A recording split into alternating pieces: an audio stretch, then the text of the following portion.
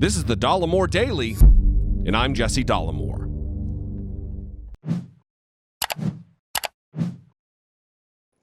There are a lot of people, including me, who are not happy with the way the House of Representatives is handling its subpoena power. Specifically, I want to know why the Democrats, the majority party in the House, are doing nothing after finding people in contempt of Congress. When Secretary of Commerce Wilbur Ross and Attorney General Bill Barr get congressional subpoenas and then ignore them, going about their daily lives filled with covering for Donald Trump and his many missteps, why does nothing of consequence happen to them? According to our founding documents, we are all equal under the law. These men must just think that some of us are more equal than others, and that laws that apply to common peasants like you and me aren't fit for the distinguished gentry of the Trump administration. Yeah, no, I don't think so. And I'm ringing the alarm, and I'm encouraging you to do the same, because subpoena power is the only way this impeachment inquiry is going to succeed. As of today, it's known that Mike Pompeo missed the October 4th deadline for production of documents regarding the Department of State's involvement in the Trump-Giuliani investigation scandal in Ukraine. He then addressed his non-compliance by claiming some absurd version of executive privilege. Take a listen. State Department sent a letter last night to Congress, which is our initial response to the document request. We'll obviously do all the things we're required to do by law. I was a member of Congress once. Article 1 has a certain set of powers, and Article 2 has an obligation to make sure that we protect officials at the State Department. Pompeo, who is a graduate of Harvard Law School, is a little bit ignorant on Article 2 of the Constitution. Nowhere does it speak to protecting officials at the State Department. The Supreme Court's definitive opinion on subpoenas as they relate to the president and his staff come from the landmark 1974 decision of U.S. versus Nixon. In that case, Nixon fought subpoenas tooth and nail, as I'm sure you know if you're a student of history. In the course of the trial that ensued, the Supreme Court helped define the modern understanding of executive privilege. Here is the rule straight from that opinion.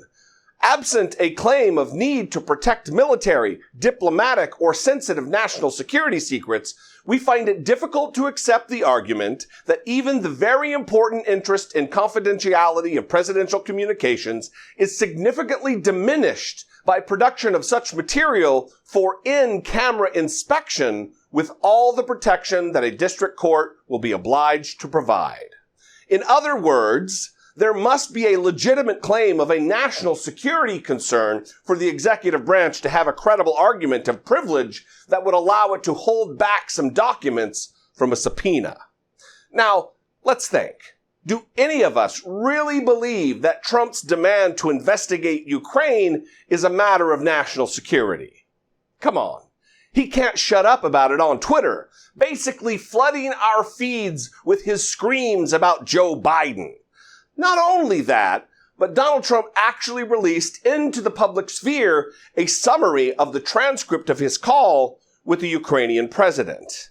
Any national security claim at this point is completely bogus. So no, Mike Pompeo, you don't get to dabble in executive privilege talk. You must comply with the congressional subpoena. Furthermore, outside of Bill Barr, Wilbur Ross, and Mike Pompeo, we've got Rudy Giuliani standing online for subpoena noncompliance. He has already publicly stated on Fox News' air that he has no intentions of complying with Adam Schiff and made a ridiculous request for some imaginary, untainted by Giuliani's standards, Democrat to take over the investigation in the House. And that's just adorable. Giuliani is literally prosecutor shopping on national television, setting up conditions that would be convenient for him to consider complying with the law. Enough! Enough of this legal circus. Congress has full authority under the law to actually jail those who are in contempt of its subpoenas. The House of Representatives has a sergeant at arms who can go and physically take custody of Bill Barr, Wilbur Ross, and potentially Mike Pompeo if he's found in contempt. And they have the power to imprison them for a minimum of 1 month.